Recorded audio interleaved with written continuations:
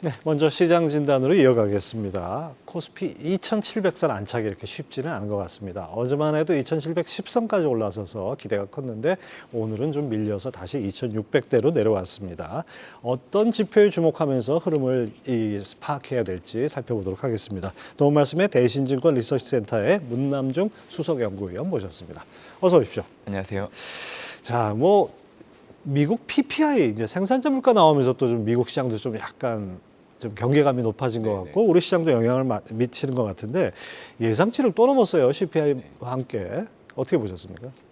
사실 물가 지표를 보실 때 이 통계 기간의 특성을 좀 알아두시면 되게 좋을 것 같아요. 그러니까 12월에서 2월 달 발표되는 물가 지표는 전반적으로 전월 대비 오름폭을 높이거나 예상치보다는 높게 나올 수밖에 없는 계절적인 특성을 반영할 수밖에 없기 때문에 지금 우리가 확인하고 있는 미국의 2월 소비자 물가, 생산자 물가가 예상치보다 높게 나오는 것은 사실 자유스러운 현상이라고 저는 생각을 합니다. 네. 결국 3월 이후 발표되는 이제 물가 지표 같은 경우에는 전월보다 오름폭을 줄여나가는 모습을 다시 보일 걸로 좀 보고 있기 때문에 어떻게 보면 이제 연준 입장에서도 이제 5월, 6월 FMC를 앞두고 금리 인하 시점을 가늠하는데 중요한 역할을 하는 지표로 인식할 여지가 있다고 생각합니다. 그렇기 때문에 동계 기간에 발표되는 물가에 대해서는 그렇게 크게 의미를 두지 않았으면 좋겠다고 저는 생각을 하고 있습니다. 네, 근데 시장은 조금 의미를 두는 것 같습니다.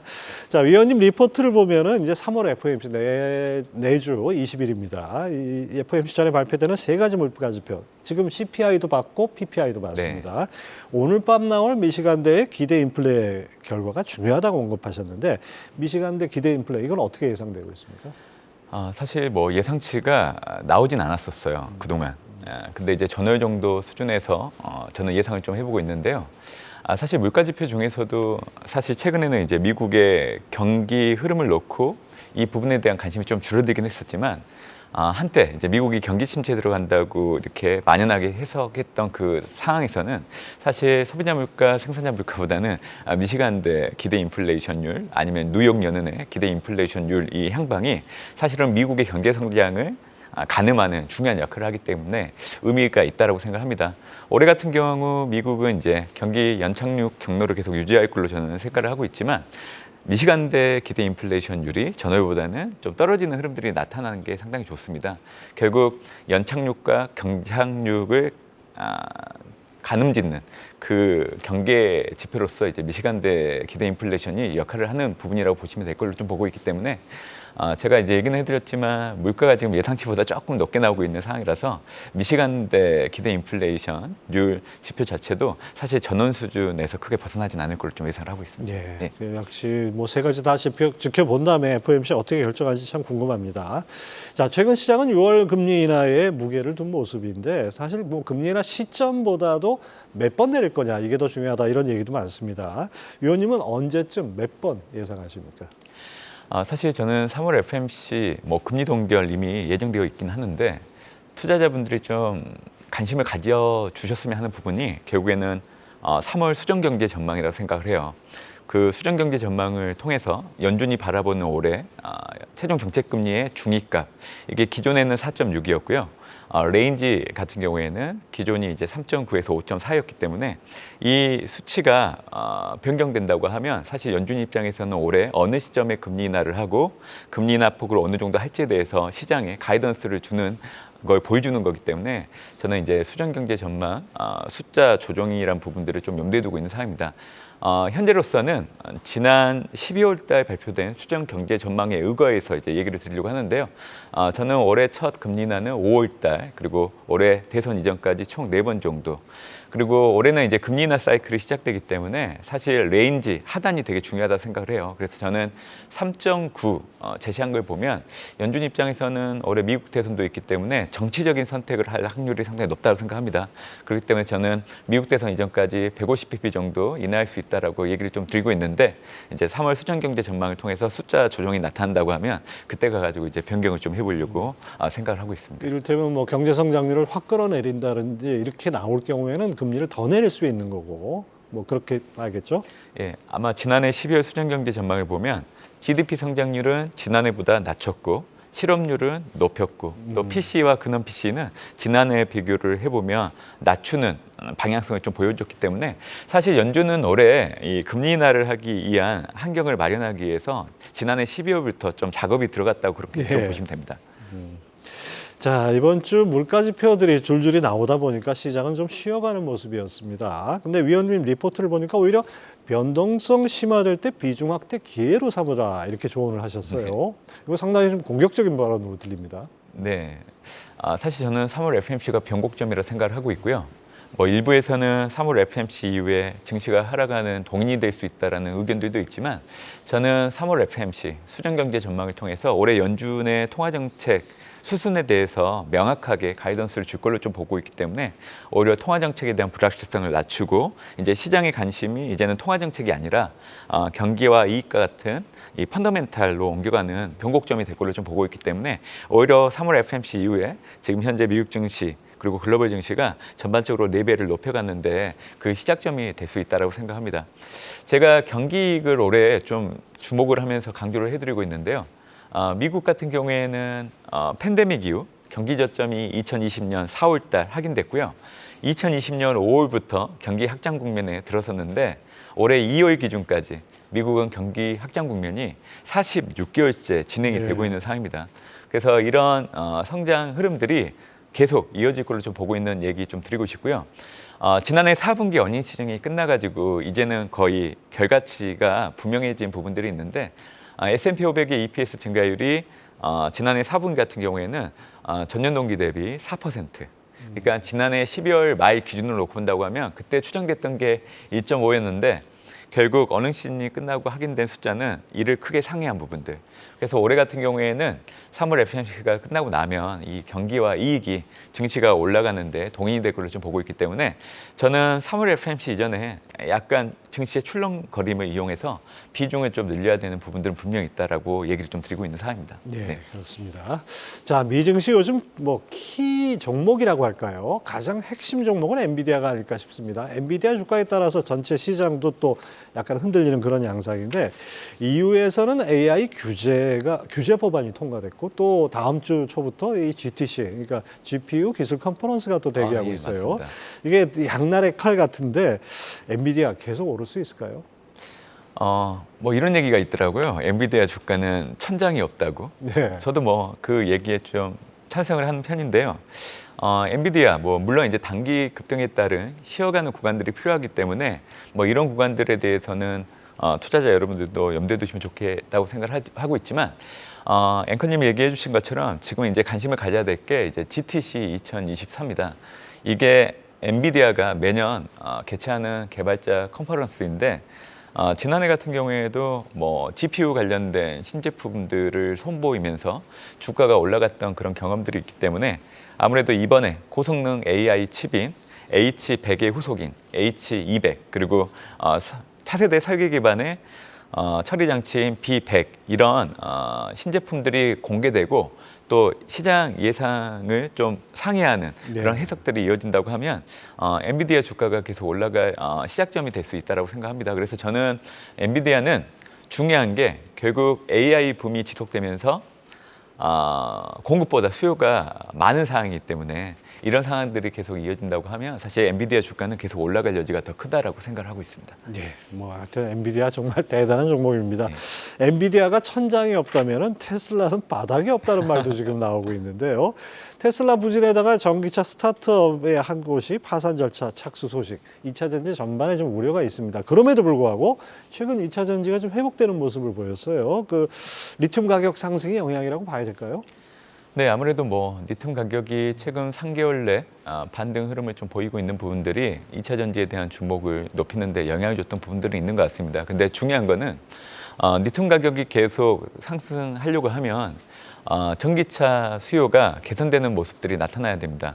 테슬라 같은 경우에도 지금 올해 들어서 이제 중국 판매량을 놓고 온다고 하면 사실 부진을 좀 면치 못하고 있고 특히 이제 중국 현지 업체들이 테슬라 가격 인하에 맞불 형태로 해서 이제 전기차 가격들을 계속 인하하고 있는 흐름들 결국 수요가 살아나지 않는다고 하면 리튬 가격 상승 흐름도 좀 제한될 수 있고 하기 때문에 저는 지금 나타나고 있는 리튬 가격의 반등 좋은 흐름이긴 하지만 더 중요한 거는 테슬라의 1분기 실적을 확인하고 나면 그때 전반적인 전기차 수요가 살아나는지 여부, 또 리튬 가격이 반등 흐름이 이어질 수 있는 여부를 가늠할 수 있다고 생각하고 있기 때문에 저는 테슬라 1분기 실적이 좀 중요한 잣대가 되지 않을까 그렇게 생각을 좀 해보고 있습니다. 테슬라 1분기 실적을 좀 확인하고 접근해야겠습니다.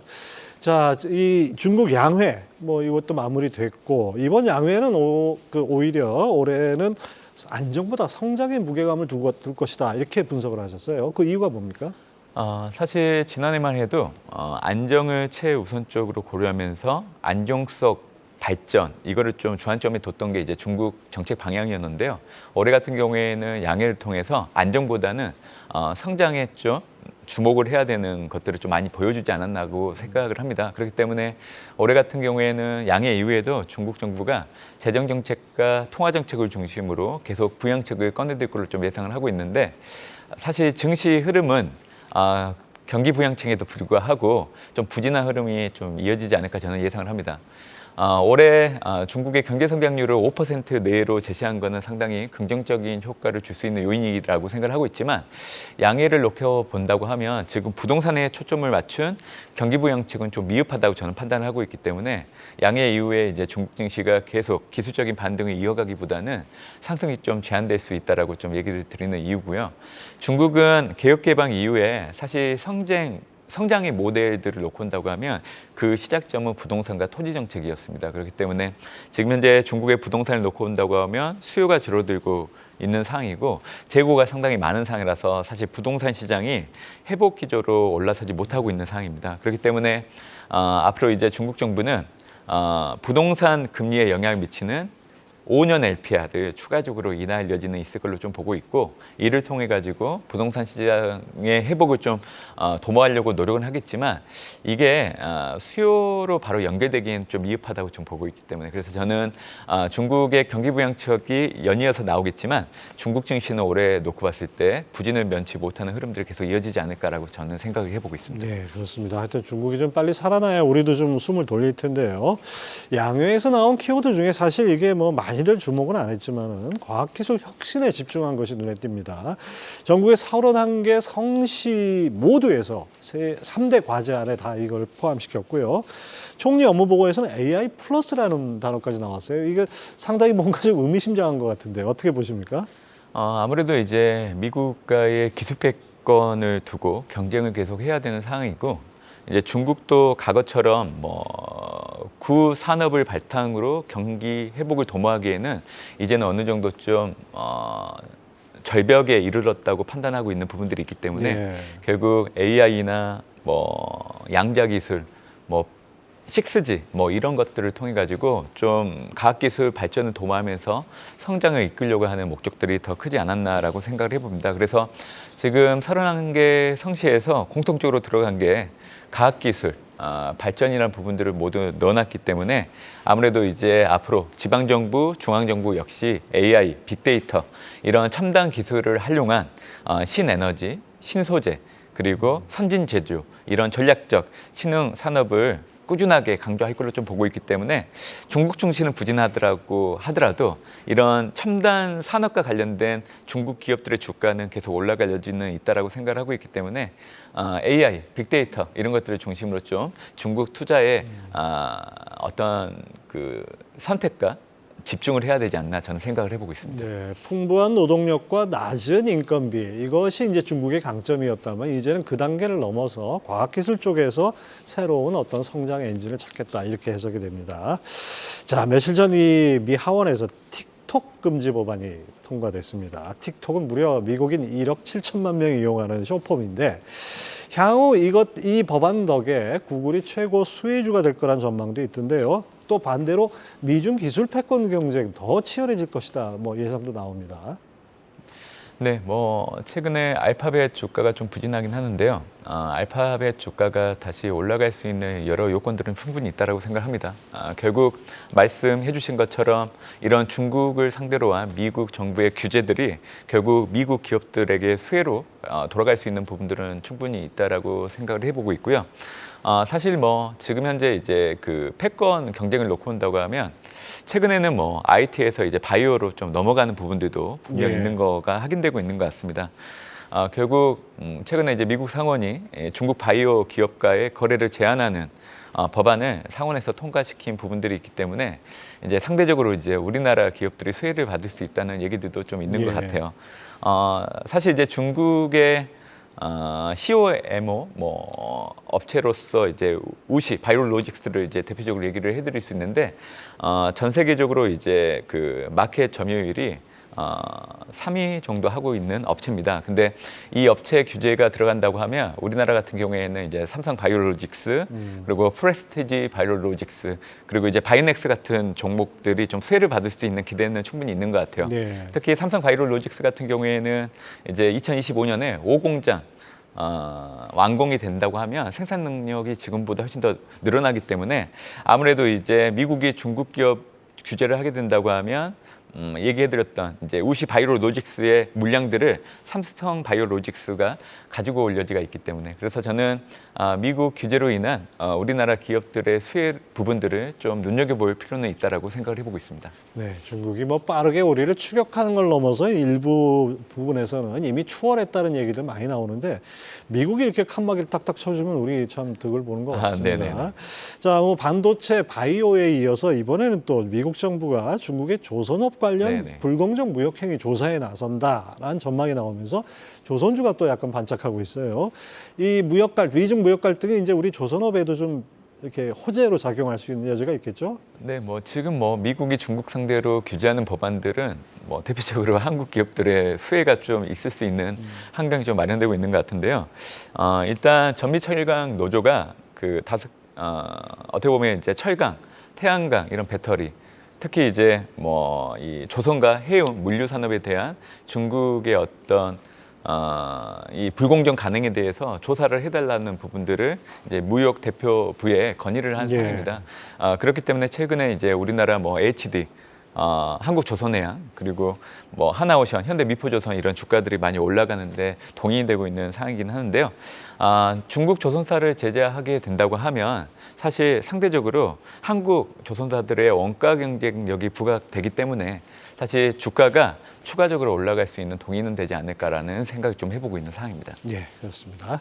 뭐 그래도 뭐 중국은 뭐니 해도 부동산이 살아야 이제 경기가 네. 산다고 할 수 있는데 5% 안팎의 성장을 내건 중국 정부 양회 전에 이미 5년물 대출 우대 금리 네. 0.25% 포인트 상당히 이례적으로 큰 폭으로 인하를 했는데요. 추가 금리 인하 가능할까요? 네, 저는 가능하다고 생각을 하고 있고요. 아무래도 이제 다음 주 이제 LPR 금리 인하 여부를 가늠할 수 있는 일자가 다가오고 있는데 저는 뭐 숫자를 어느 폭 조정하는 것보다는 만약 인하를 하게 된다고 하면 중국 정부가 부동산을 초점으로 경기 부양에 대한 의지를 재확인시켜주는 부분이라고 생각을 하고 있기 때문에 만약 이런 해석들이 시장에 확산된다고 하면 중국 증시의 흐름들이 일시적으로 좀 반등할 수 있는 모멘텀은 충분히 될 수 있다라고 생각을 해보고 있는 상황입니다. 제가 이제 중국을 좀 보수적으로 바라보는 이유는 딱 하나입니다. 1인당 소득이 4천에서 1만 달러 사이에 들어가는 개도국들이 보통 과거에는 고속 성장하다가 성장이 정체되는 흐름들이 나타나게 되는데 우리가 보통 그거를 중진국 함정에 빠졌다는 예. 얘기를 하거든요. 근데 지금 중국 같은 경우에는 중진국 함정에 근접했거나 이미 들어섰다고 판단하고 있기 때문에 그래서 LPR 인하를 한다고 하더라도 이런 부분들이 온전하게 이제 부동산을 초점으로 경기가 좋아지는 그림으로 가기에는 좀 제한될 여지가 있다고 생각하고 있기 때문에 중국 정부가 연이은 정책을 꺼내든다고 하더라도 중국 증시의 영향력은 좀 제한될 수 있다라고 그렇게 얘기를 해드리는 이유입니다. 그렇죠. 우리나라도 사실 1인당 소득 10,000달러에서 2만 달러 가는데 무려 12년인가 걸린 걸로 네. 기억을 하는데요. 중국도 역시 이 중진국이 어떤 단계를 넘어갈 때 꼭 한 번씩 이런 그 돌부리에 걸리는 그런 상황이 있는 것 같습니다. 자, 뭐 연준의 금리 인하 기대 있고 거기다 덧붙여서 22 유럽 중앙은행도 금리 인하 기대감 크죠. 그러다 보니까 이제 유동성이 풀릴 것이다라는 기대 때문인가요? 비트코인, 금 은까지 뭐 요즘 에브리싱 랠리라고 네네. 하는데 이 글로벌 금융 긴축 여건이 완화된다 이렇게 봐도 되겠죠? 이미 그게 지금 투자 환경에 반영되고 있다고 저는 생각을 하고 있고요. 사실 미국은 시중 유동성이 상당히 풍부합니다. 연준의 대차대조표를 통한 총 자산 규모를 놓고 본다고 해도 확인되고 있고 M2 중과율을 놓고 본다고 하더라도 사실 팬데믹 이후에 이익을 극복하고 미국 중앙은행 연준 입장에서는 시중의 유동성을 줄이기 위한 노력을 했음에도 불구하고 그 줄어든 그 속도가 시중에 돈을 풀었던 그 속도와 비교를 해보면 미약하기 때문에 그래서 이제 미국 경제가 지금처럼 견고하게 움직이는 동인이 되고 있는 거죠. ECB 같은 경우에도 일부에서는 6월달 첫 금리 인하 가능하다고 얘기가 있는 상황인데 저는 좀 빠르면 4월에도 ECB가 금리 인하를 충분히 인하할 수 있는 여지는 있다라고 생각합니다. 사실 ECB는 금리를 내리고 싶어 합니다. 근데 지난해 같은 경우에는 근원 소비자 물가가 중앙은행의 눈높이에 미치지 못했기 때문에 예. 이제 ECB가 금리 인하를 하지 못했던 이유였던 상황이었지만 지난해 3월을 기점으로 근원 소비자 물가가 오름폭을 줄여나가고 있는 게 확인되고 있는 상황이고요. 특히 ECB가 금리를 내야 되는 이유는 유로존 또 유럽의 최대 경제대국인 독일 같은 경우에는 지금 현재 기술적 경기 침체를 사실 미약하게나마 벗어나고 있는 상황이기 때문에 ECB 입장에서는 아마 빠르면 4월 달에 금리 인하를 단행해도 명분을 갖추고 있는 상황이기 때문에 그래서 최근에 이제 미국 증시만 좋은 게 아니에요. 유럽 증시 역시 사상 최고치 경신 충분히 가능하다고 보고 있기 때문에 ECB가 빠른 금리 인하를 연준보다 단행할 여지는 상당히 있다라고 저는 생각을 해보고 있는 상황입니다. 뭐 다른 해외에선 사상 최고치라는 얘기 자주 듣는데 우리 시장은 네. 아직 멀은 것 같습니다. 우리 시장도 좀 거기 동참했으면 좋겠는데요. 자, 어제 2710선까지 올라서 뭔가 기대가 컸는데 다시 또 2600대로 내려왔습니다. 이렇게 조정이 나올 때 어떻게 대응해야 될지 이게 참 궁금합니다. 사실 우리나라 증시의 흐름을 가늠하시려고 하면 사실 우리나라 수출 증가율을 보시면 되게 좋아요. 그러니까 2월 전체 수출 증가율은 5개월 연속 플러스, 반도체 같은 경우에는 4개월 연속 플러스. 근데 중국 수출 증가율은 23개월 만에 다시 마이너스로 전환됐기 때문에 그래서 저는 코스피가 2,700을 돌파하지 못하는 그 이유를 중국향 우리나라 수출 증가율이 부진에 빠졌다는 거에서 좀 찾고 있기 때문에 만약 우리나라 증시가 2,700을 돌파하기 위해서는 중국항 수출 증가율이 좀 좋아지는 흐름들이 확인되어야 가능하지 않을까 생각합니다. 그래서 저는 2,550에 가까워지면 사고 2,700에 가까워지면 매도하는 그 패턴들을 앞으로 계속 유지해야 되지 않을까 저는 생각을 해보고 있습니다. 결국 박스피로 다시 간다는 얘기네요. 예. 좀 아쉽습니다. 네, 지금까지 대신증권 문남중 수석연구위원이었습니다. 말씀 감사합니다. 감사합니다. 계속해서 다양한 경제 이슈를 알고 싶다면 구독과 좋아요, 알림 설정 부탁드립니다. AI 캐스터 권미정이었습니다.